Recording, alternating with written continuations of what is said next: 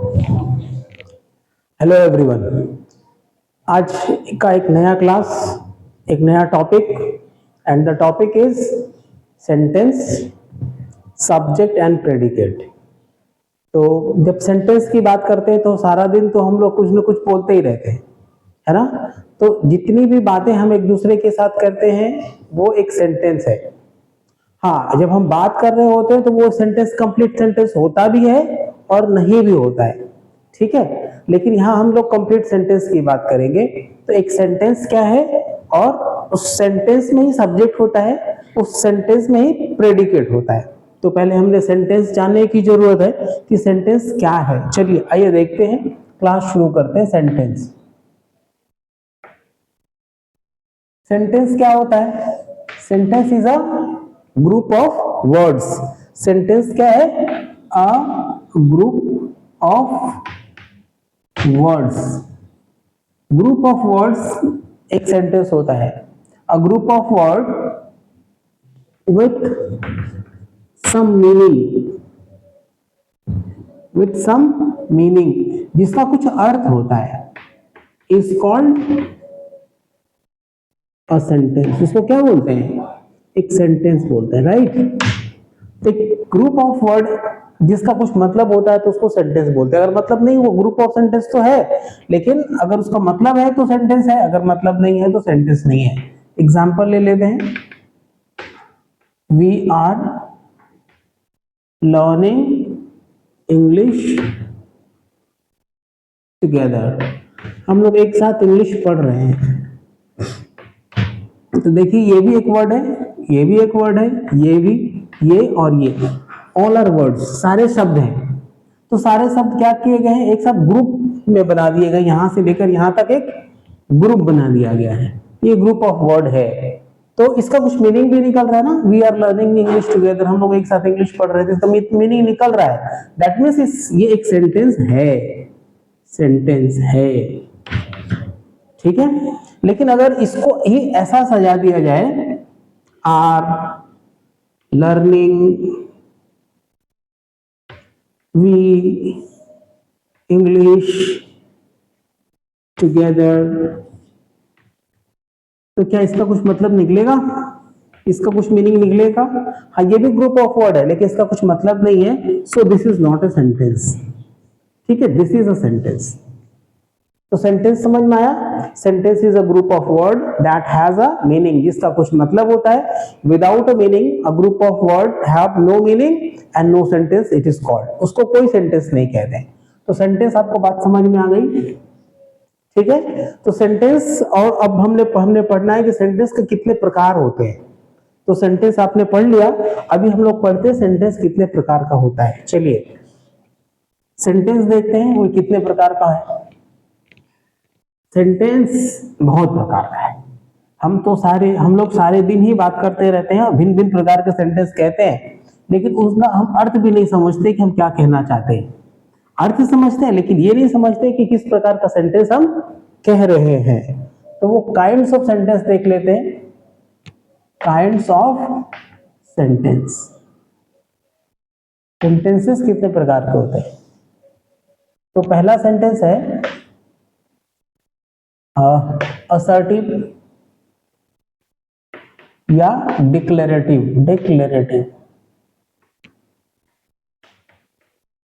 Declarative sentence. तो assertive या declarative sentence ऐसे सेंटेंसेस होते हैं जिसमें किसी सेंटेंस में असर्शन पता चलता है। असर्शन, असर्शन का मतलब होता है, असर्ट का मतलब होता है कहना। असर्ट मतलब पॉजिटिवली कहना, हाँ कह करके कहना।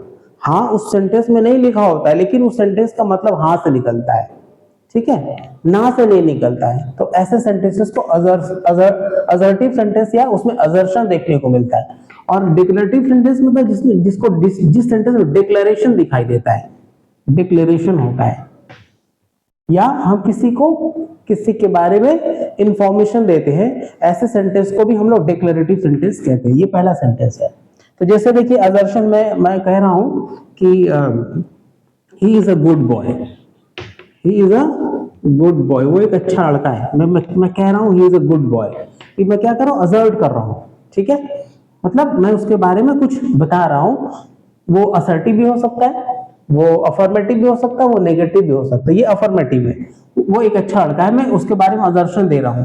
मैं ये भी कह सकता हूं he is not a good boy, मैं ये भी बोल सकता हूं वो एक अच्छा लड़का नहीं है, ठीक है। अच्छा, डिक्लेरेशन दे रहा हूं, तो ये डिक्लेरेशन भी इसी सेंटेंस में हो रहा है, मैं डिक्लेयर कर रहा हूं कि वो एक अच्छा लड़का है, मैं डिक्लेरेशन दे रहा हूं कि वो एक अच्छा लड़का नहीं है। ये डिक्लेरेशन और असर्शन जिस सेंटेंस में होता है उस सेंटेंस को हम लोग बोलते हैं असर्टिव सेंटेंस, ठीक है। डिक्लेरेटिव सेंटेंस एक और एग्जांपल ले लेते हैं कि she has gone to Delhi for higher education, higher education के लिए वो दिल्ली चली गई है। Got it. तो ये क्या, मैं एक इंफॉर्मेशन दे रहा हूँ, डिक्लेरेशन दे रहा हूँ, बता रहा हूँ हाँ वो चली गई है। तो ऐसे सेंटेंसेस को हम क्या कहते हैं, असर्टिव सेंटेंस, ठीक है। ये पहला प्रकार का सेंटेंस रहा। अभी दूसरे प्रकार के सेंटेंस को हम लोग देख लेते हैं। दूसरा सेंटेंस है इंटरोगेटिव सेंटेंस।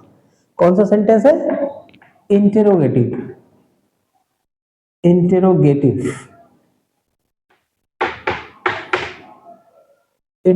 सेंटेंस। इंटरोगेटिव मतलब ऐसे सेंटेंस है जिसको पढ़ करके लगेगा किसी से कोई क्वेश्चन पूछ रहा है, या ऐसे सेंटेंस जिसके लास्ट में ये क्वेश्चन मार्क लगा रहता है, वैसे सेंटेंसेस को क्या कहते हैं, इंटरोगेटिव सेंटेंस, इंटरोगेटिव। तो ऐसा सेंटेंस जिसको पढ़कर इंटेरोगेशन होता है, इंटेरोगेशन मतलब पूछताछ, या कोई किसी से आस्किंग फॉर इंफॉर्मेशन, पूछताछ करता है, आस्किंग फॉर इंफॉर्मेशन, या कोई किसी को क्वेश्चनिंग करता है, क्वेश्चनिंग होता है। ऐसे सेंटेंसेस को हम क्या कहते हैं, इंट्रोगेटिव सेंटेंस, ठीक है। और ये इंट्रोगेटिव जो सेंटेंस है, ये सेंटेंस स्टार्ट होता है, स्टार्ट्स विथ हेल्पिंग वर्ब से शुरू होता है, या WH वर्ड से शुरू होता है, ठीक है। ऐसे सेंटेंस WH वर्ड से या हेल्पिंग वर्ब से शुरू होता है।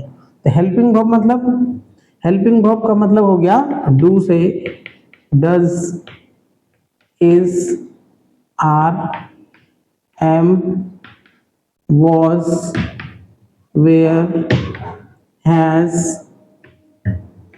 have, had, will, shall, should, would,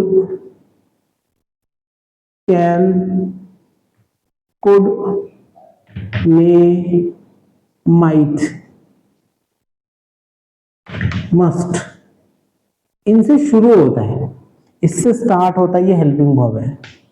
या फिर WH वर्ड से शुरू होगा, तो WH वर्ड भी देख लेते हैं। WH वर्ड्स क्या क्या है, WH वर्ड हुआ तो WH वर्ड यानी कि when, why, what, whose, whom, where, which, कितना 1 2 3 4 5 6 7, who, और when, why, what, which, who, 1 2 3 4 5 6 7 8, और एक क्या है, when, why, which, whom, where, which, ठीक है। इस प्रकार से ये WH वर्ड है। तो ये सारे WH वर्ड से भी जो सेंटेंसेस शुरू होते हैं ना, उनको हम क्या बोलते हैं, इंट्रोगेटिव सेंटेंस शुरू होते हैं, उनको इंट्रोगेटिव सेंटेंस कहते हैं। अभी देख लेते हैं कौन कैसे ये सेंटेंस आते हैं, ये अपने नोट कर लेना है, ठीक है। चलिए WH से देख लेते हैं। WH वाला, are you looking at me, आप मुझको क्या देख रहे हो। ये देखिए हेल्पिंग वर्ब से शुरू है और लास्ट में क्वेश्चन मार्क लगा हुआ है, तो हम समझ जाते हैं कि ये इंट्रोगेटिव सेंटेंस है। अभी WH वर्ड से लिखते हैं, why are you not following me, आप मुझको फॉलो क्यों नहीं कर रहे हो? Why you are not following me? What is question mark?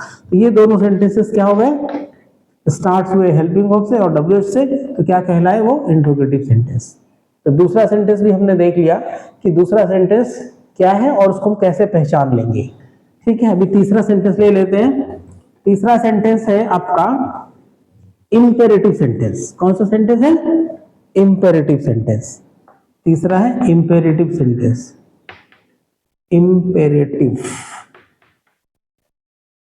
Sentence, तो ऐसे सेंटेंसेस जिस सेंटेंस को पढ़ करके लगेगा कि कोई किसी को रिक्वेस्ट करता है, कोई किसी को ऑर्डर करता है, या कोई किसी को कमांड करता है, ठीक है, या कोई किसी को फॉरबिड करता है, मना करता है, ठीक है, ऐसे सेंटेंसेस को हम क्या कहते हैं? Imperative sentence.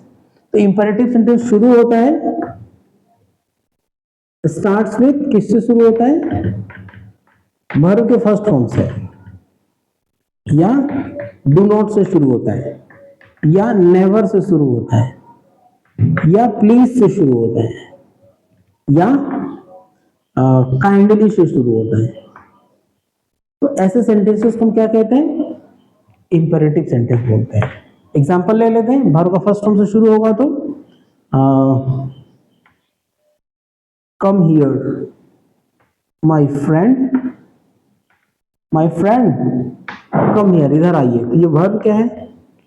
पहले वर्ब का फर्स्ट फॉर्म से शुरू हुआ है, ठीक है। अभी डू नॉट से ले लेते हैं, तो do not go there now, तो वहां अभी मत जाइए। तो मना किया जा रहा है, डू नॉट लिखा रहेगा या लिखा रहेगा नेवर, तो एक ही बात है। नेवर गो देयर चाहे डू नॉट गो देयर, एक ही बात है। अभी हम लोग प्लीज से ले लेते हैं, तो please help me with money, कृपया मुझे पैसे से मदद करिए। तो क्या प्लीज क्या है? रिक्वेस्टेड, ठीक है। तो प्लीज या काइंडली दोनों में से कोई एक लिखा रहेगा तो चलता है, तो काइंडली भी लिख सकते हैं, kindly help me with money. तो ऐसे सेंटेंसेस को हम क्या कहते हैं? Imperative sentence. तो 3 सेंटेंस क्लियर हो गया। एक और सेंटेंस है, उस सेंटेंस को भी हम देख लेते हैं। तीसरा सेंटेंस हो गया, पहला हो गया असर्टिव, दूसरा हो गया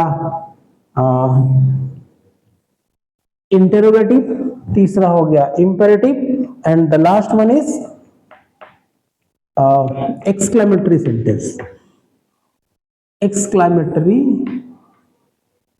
सेंटेंस, एक्सक्लेमेटरी सेंटेंस किसको कहते हैं? वो सेंटेंस जिसमें बहुत स्ट्रॉन्ग फीलिंग होती है। क्या होता है? स्ट्रॉन्ग फीलिंग होता है। ऐसे सेंटेंसेस को हम क्या कहते हैं? Exclamatory sentence. तो एक्सक्लेमेटरी सेंटेंस मतलब एक्सक्लेम से ये वर्ड निकल के आता है। एक्सक्लेम मतलब चीखना, चिल्लाना। तो हम चीखते चिल्लाते कब हैं? जब हम बहुत दुखी होते हैं, सॉरो होते हैं, या बहुत खुश हो जाते हैं, या सरप्राइज हमको फील होता है, तो हम क्या करते हैं? एक्सक्लेम करते हैं। और उस एक्सक्लेमेशन में आकर के जो सेंटेंस कहते हैं उसको कहते हैं एक्सक्लेमेटरी सेंटेंस। तो एक्सक्लेमेटरी सेंटेंस स्टार्ट होता है, स्टार्ट्स विथ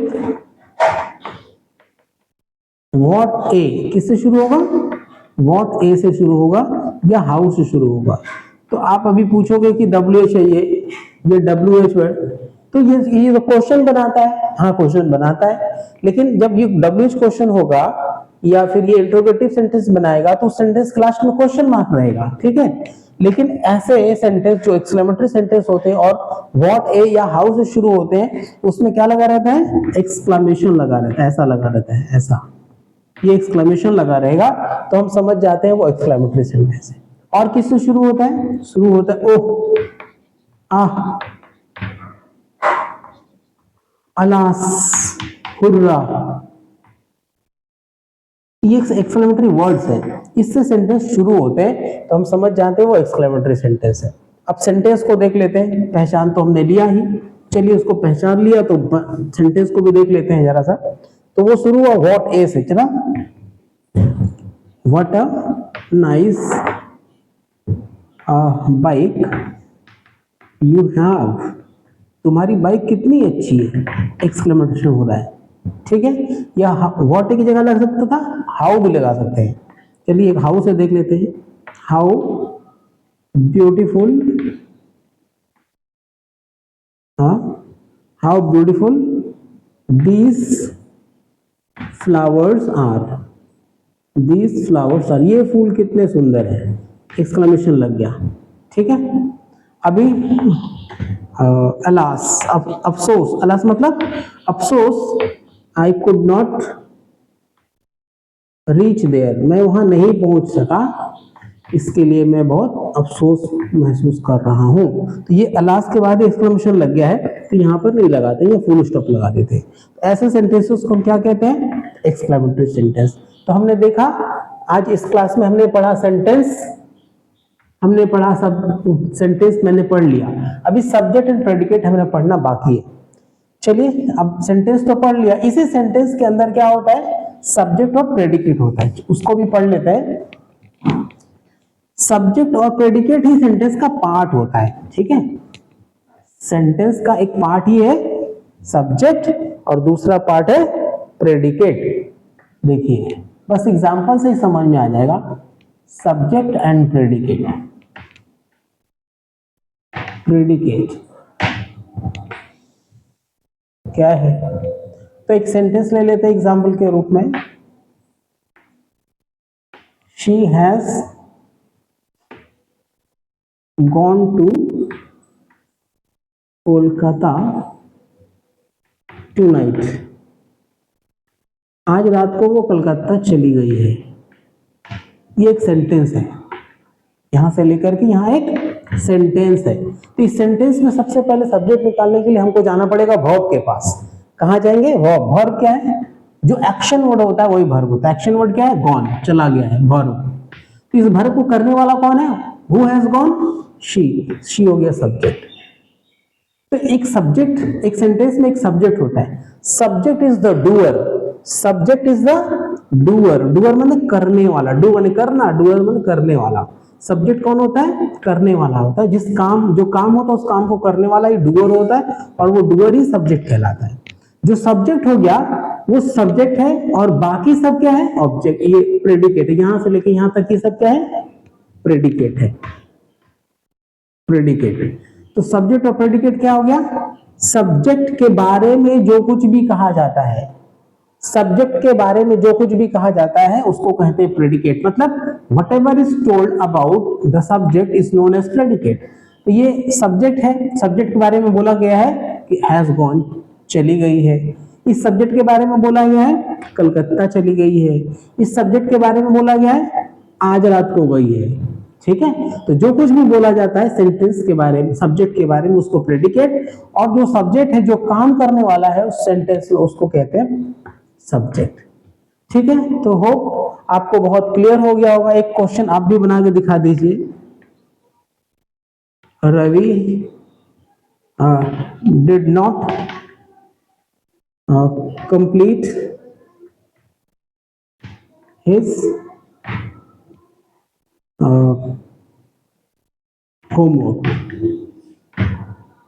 रवि ने अपना होमवर्क कंप्लीट नहीं किया, बन जाएगा।